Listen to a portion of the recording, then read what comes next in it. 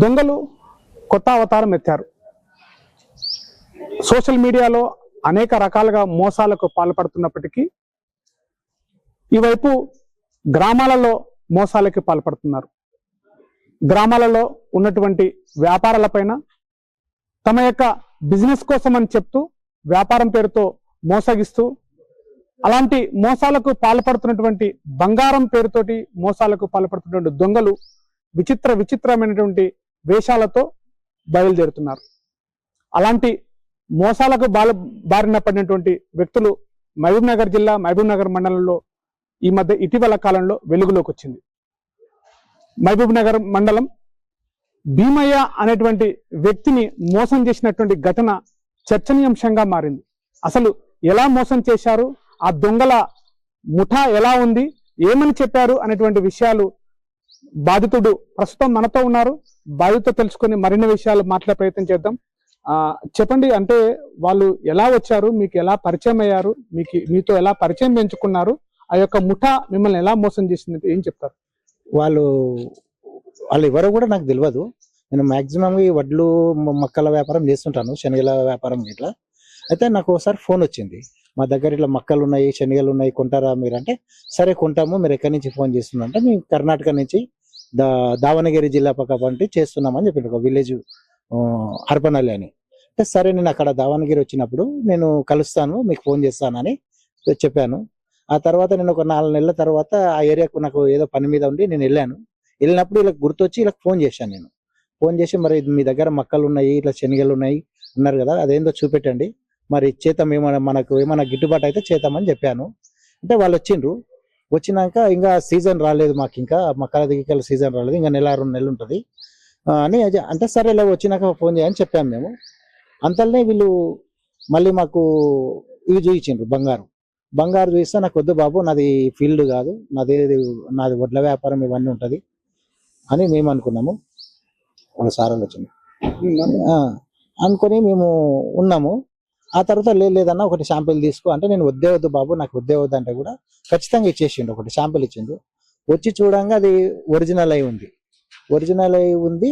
సరే ఒరిజినల్ ఉంది అయితే అని అన్నాను. ఆ తర్వాత పదే మళ్ళీ నాకు ఫోన్ చేస్తే నేనుండి, నాకు వద్దు బాబు, కావాలంటే మీరు ఇక్కడ రండి, మీరు ఏదో అమ్ముకొని వెళ్ళండి, మేము కావాలంటే మేము చూపిస్తామని చెప్పాము, కానీ మాకు వద్దని చెప్పాము. సరే అని మళ్ళీ ఒక 4 months తర్వాత మళ్ళా మక్కలు వచ్చినాయి సార్, శనగలు వచ్చినాయి, ఏమున్నా సార్ క్యాష్ టు క్యాష్ మాకు అంటే బండి ఎత్తందంటే నాకు అమౌంట్ కావాలన్నందుకు నేను క్యాష్ పట్టుకొని వెళ్ళాను సార్. వాళ్ళు నా దగ్గరకు వచ్చిండ్రు, ఏ ఏరియాకి అయితే రమ్మన్నారు ఆ ఏరియాకి. అంటే కొంచెం పక్క వాళ్ళే, అంటే డిస్టెన్స్ ఎంత, ఒక ఫస్ట్ ఉన్న ఊరికి ఈ ఊరికి ఒక 10 కిలోమీటర్లు ఉంటుంది. అక్కడ పిలిపిస్తే నేను వెళ్ళిన తర్వాత నాకు మక్కలు చూపిస్తామన్నారు. చూపిస్తామంటే ఆల్రెడీ నేను క్యాష్ తెస్తున్నాను, వాళ్ళకి తెలుసు ఆల్రెడీ బేరం చేస్తున్నాను.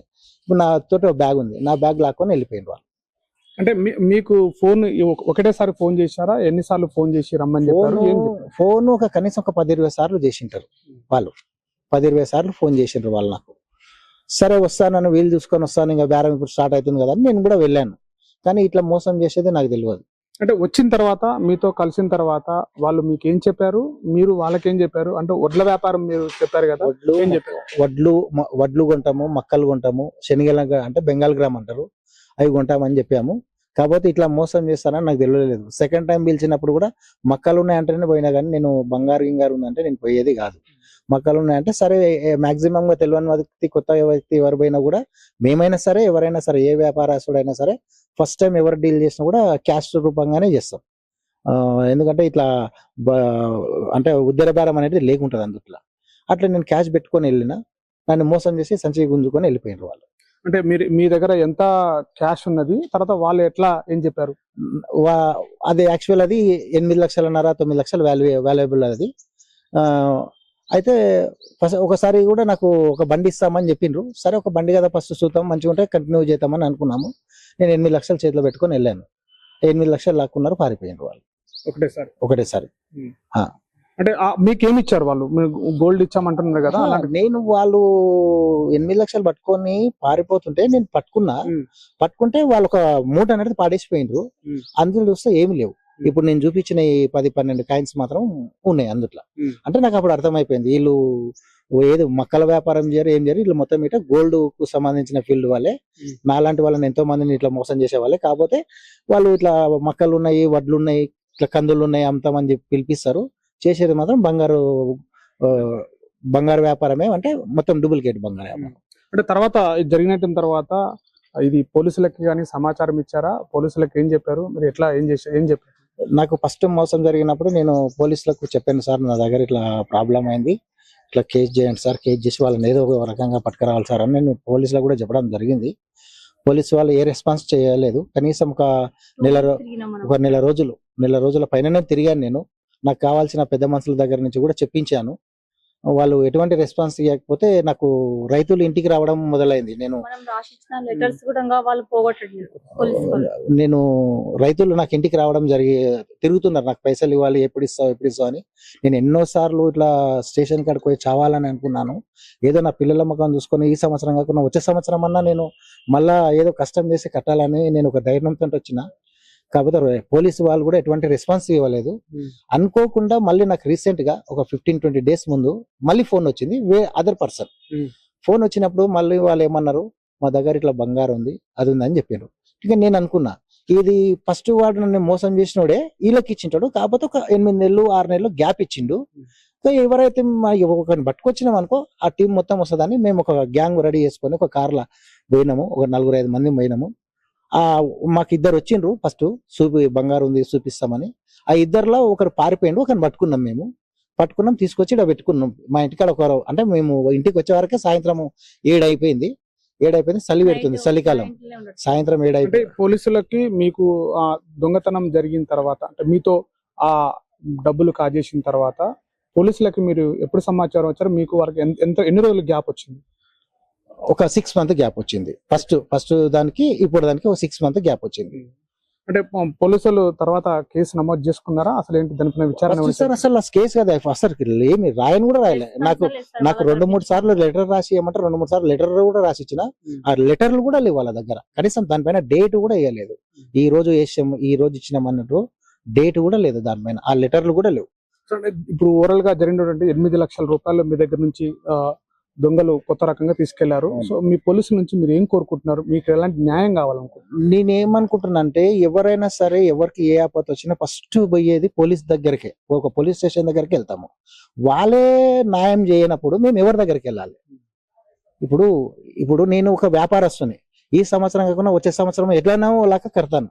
కాబట్టి నాకంటే ఇంకా పేదవాళ్ళు ఉన్నారు, ఇంకా చాలా మంది, ఎంతో మంది చనిపోయిన వాళ్ళు ఉన్నారు చెప్పుకోలేక.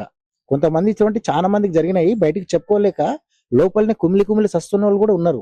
మాకు ఏ ఆపద వచ్చినా పోలీస్ దగ్గరికే పోతాం. సార్ మాకు ఇట్లా ఆపద అయింది సార్, ఇట్లా చేయండి సార్ అంటే వాళ్ళు రెస్పాన్స్ ఇవ్వడం లేదు. ఎందుకు రెస్పాన్స్ ఇస్తలేరు కూడా మాకు తెలియదు. అట్లాంటిది ఇప్పుడు నెక్స్ట్ టైం నేను పట్టుకొచ్చి వాళ్ళ చేతిలో పెడితే ఇప్పుడు కూడా అదే పని చేసిండ్రు. మళ్ళీ ఇప్పుడు కేసు చేసిండ్రు, నాకు ఎఫ్ఐఆర్ కాపీ కూడా ఇచ్చిండ్రు. కాకపోతే ఇప్పటికీ ఒక 20 రోజులకు వస్తుంది, ఏ రెస్పాన్సిబిలిటీ లేదు. సో మనతో మాట్లాడడానికి తన యొక్క జంగయ్య సంబంధించినటువంటి భార్య కూడా ఉంది. ఆమెతో మాట్లాడే ప్రయత్నం చేద్దాం. అమ్మ చెప్పండి, అంటే ఈ యొక్క దొంగలు రకరకాల విచిత్రమైనటువంటి పద్ధతిలో దొంగతనాలకు పాల్పడుతున్నటువంటి సంఘటనలు చూస్తున్నాము. సో మీకు జరిగినటువంటి సంఘటన విషయంలో మీరు ఎలా స్పందిస్తారు? ఎట్లా చెప్తారు? అసలు ఆ దొంగల గురించి, ఇటు పోలీసుల గురించి కానీ, ఇటు ఓవరాల్ గా ఏం చెప్తారు? మేము చెప్తున్నట్టు చూడండి సార్, మాకు న్యాయం కావాలి. ఏంటంటే ఇప్పుడు పోలీస్ తరఫు నుంచి మేము కూడా పోయినాం, 2 months అక్కడ పోయినాము. నేను ఆల్రెడీ అప్పుడు ఈయన మోసపోయినప్పుడు నేను పిస్ట్ హౌస్ లో డ్యూటీ చేస్తుంటే, ఈయన పని పాట విడిచిపెట్టి నాకు ఇట్లా మోసం అయిందని పోలీసు దగ్గరికి వెళ్ళిండు. అక్కడ వచ్చేసి 10 o'clock వరకు మేము పోయే పిఎస్ దగ్గరనే కూర్చున్నది. వాళ్ళు పోలీస్ వాళ్ళు మాకు ఎటువంటి రెస్పాన్సిబిలిటీ మాకు ఇవ్వలేదు. సో ఇవ్వలేదు అనేసి మేము కూడా సైలెంట్ గా అయిపోయినాము. సో ఇదే ఆలోచించుకుంటా మేము ఇట్లనే కూర్చుంటే, ఇంకా అదే ఇట్లా మాకు శాంపుల్ ఉండి అలా ఉంది ఇలా ఉంది అని 6 months తర్వాత ఇది ఇట్లా ఉంది. ఈయనకే కాల్ చేసిండు. ఇద్దరం ఇట్లనే కూర్చున్నాం, ఇంకా మా ఇంట్లోనే కూర్చుంటే ఇక అది రికార్డ్ చేసుకో అని చెప్పేసి నన్న. ఆల్రెడీ ఈయన ఫోన్ లో రికార్డ్ చేస్తే సౌండ్ బయటకు వచ్చేసి చేయలేం సార్. అప్పుడు మేము ఇంకా చేయకపోతే సరే ఇది ఈజీగా వదిలేసేది కాదు, ఎందుకంటే 2 months మనం పిఎస్ దగ్గర తిరిగినాము. వాళ్ళ తరఫు నుంచి ఎటువంటి రెస్పాన్సిబిలిటీ మనకు కాలేదు. సొంతంగా మనమే పోదాము, కార్ మాట్లాడుకొని పోదామని మా ఊరు సర్పంచ్ దగ్గర 40,000 తీసుకున్నాం అన్న. మేము తీసుకొని వెళ్ళిపోయినాం కార్ మాట్లాడుకొని. ఎక్కడ రావాలి అని అంటే, నేను ఒక్కడే వస్తున్నావా, ఇంకెవరన్నా వస్తున్నారా, కార్ తీసుకొని వస్తున్నావా అని వాడు అడుగుతున్నాడు, దొంగవాడు. అంటే ఒక్కనే వస్తున్నా అనేసి అన్నాడు. అంటే సరే ఎక్కడ రావాలి అంటే కొట్టూరుకి రమ్మన్నాడు సార్. కర్ణాటకలో కొట్టూరుకి రమ్మన్నాడు. కొట్టూరుకి రమ్మన్న తర్వాత మేము పోయినాం అక్కడికి. 3:30 వరకు అక్కడ ఉన్నాం మేము ఎవ్రీ మార్నింగ్ ఉన్నాం. ఆ తర్వాత మళ్ళీ వాళ్ళు ఏమంటుంటే ఫోన్ చేసింది ఈయనకి. ఫోన్ మేము లిఫ్ట్ చేయలేము. ఇంత తొందరగా వచ్చినాం, కార్ తీసుకుని వచ్చేస్తారో అని డౌట్ వచ్చేస్తుంది అన్నట్లు మేము కాల్ లిఫ్ట్ చేయలేదు. తర్వాత 5:30కి వాళ్ళే కాల్ చేసారు. ఈయన ఇక కార్లకి వెళ్ళి దిగి అక్కడ దూరంగా పోయి నిలబడ అని చెప్పినాం మేమే. ఇంకా డ్రైవర్ నేను కార్ లోనే ఉన్నాము. ఇంకా మాతో పాటు 2 పిల్లలు కూడా తీసుకెళ్ళినాం సార్ మేము. అక్కడ అంటే డిస్టెన్స్ లో పెట్టినాం, ఇట్లా వాళ్ళు వస్తారు ఇట్లా అబ్జర్వ్ ఎంత మంది వస్తారు గ్యాంగ్ మనకు అది తెలియదు కదా అనేసి అన్నా మేము. ఇక పోయినంట్ల తర్వాత ఇంకా వచ్చేసిండ్రు. ఇక 2 వచ్చిండ్రు. వాళ్ళు అంటుండ్రు బైక్ మీద వచ్చినాము, బస్ లో వస్తున్నాము, 5 minutes కి అయిపోయి మేము ముందలు ఉంటాము అనేసి అంటుండ్రు. ఇక ఇట్లా సైలా చేసారు. మా దగ్గర పిల్లలు కూడా ఉన్నారు. సైలా అమ్మకు వచ్చి అక్క వాళ్ళు వచ్చిండ్రు అక్క దొంగలు ఎవరో కానీ సైలా చేస్తున్నారు అన్నకి అని అన్నారు. అప్పట్లోనే ఈయనని ఆటోలో కూర్చుని పెట్టుకోపోయిండ్రు. కూర్చొని ఉజ్రా కాలనీ అంట సార్, మాకు కూడా తెలియదు అక్కడ. అంటే ఉజ్రా సర్కిల్ అంట. అక్కడ తీసుకెళ్లారు ఈయన ఆటోలో కూర్చొని పెట్టుకుని. ఆటో వెంబడి మేము కార్ ఫైంట ఫాలో అయినాం. ఆల్రెడీ వాళ్ళు ఏమంటారు దొంగ టీఎస్ పాసింగ్ బండి ఎవరిది అని మా హస్బెండ్ కి అడుగుతుంటారు. మా హస్బెండ్ ఏమంటే మాకు తెలియదు అని అన్నట్టు. అక్కడికి మీ దగ్గరికి ఎంత మంది వచ్చారు దొంగలు? అసలు ఎంత మంది కాల్ చేస్తున్నారు? ఇద్దరు వచ్చిన తర్వాత టీఎస్ పాసింగ్ బండి ఎవరిది అని అడిగిండు మా హస్బెండ్ కి. సో మా హస్బెండ్ ఏం చెప్పిండంటే మాకు తెలియదు అనేసి చెప్పిండు. అంతలోపల ఆటోలో కూర్చుని పెట్టుకోడు. ఆటోలో వెంబడి మేము డ్రాప్ అయినాం వెనకాల. ఇంకా ఇక కొంచెం సందులు ఉంటాయి సార్ కర్ణాటకలో. ఇక మేము కొంచెం దూరంగా ఆపుకున్నాము. ఈయనకు శాంపిల్ చూపించు అని అంటే ఇక అవి 2 కాయిన్స్ ఇచ్చిండు సార్, అవి గోల్డ్ అని. ఇక నేను అంతలో ఇక నేను నాది కర్ణాటకనే కదా సార్ నాది, మా మదర్ వాళ్ళది. ఇక నేను ఒక కన్నడలో నేను చెప్పేసిన అన్నట్లు ఇట్లా దొంగ వచ్చిండు కళ్ళ వచ్చిండు అని గట్టిగా అరిచిండు నేను. అప్పట్లో అందరు జమ అయినరు. ఒక్కడు మిస్ అయింది సార్, వీడు దొరికిండు మధు కుమార్ అనేవాడు. వీడు ఎస్ఐ సార్ ఏమంటుండంటే వీడు డమ్మీ అని అంటారు సార్. నేను డమ్మీ దాన్నే ఉంది సార్, ఐటమ్స్ మొత్తం డమ్మీ దగ్గర.